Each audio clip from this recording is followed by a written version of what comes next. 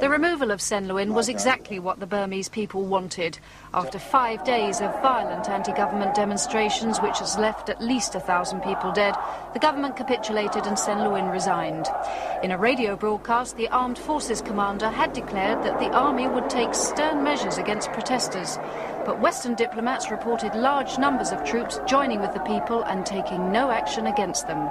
Without the support of the military, Sen Lwin had no choice but to stand down. An emergency meeting of the Central Committee has been called for next Friday, but there's no indication who might succeed Sen Lwin. 26 years of hardline socialist rule has left Burma economically ruined with no effective political opposition. Without radical reform and a swift return to democracy, the new president will be powerless to prevent civil war.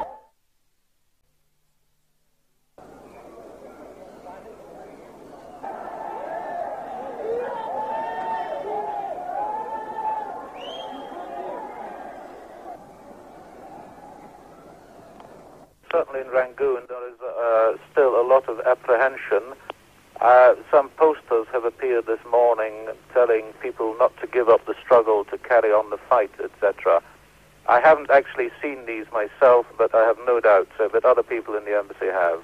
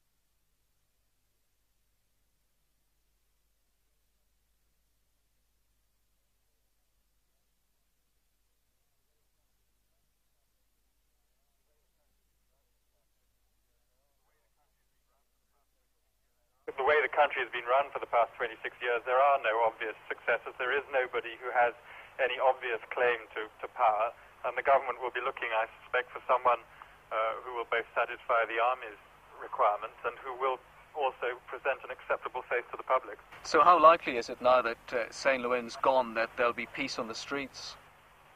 Well, one would expect there to be at least a temporary lull because people will be very pleased to see him go. But I think the question is how the government will follow through.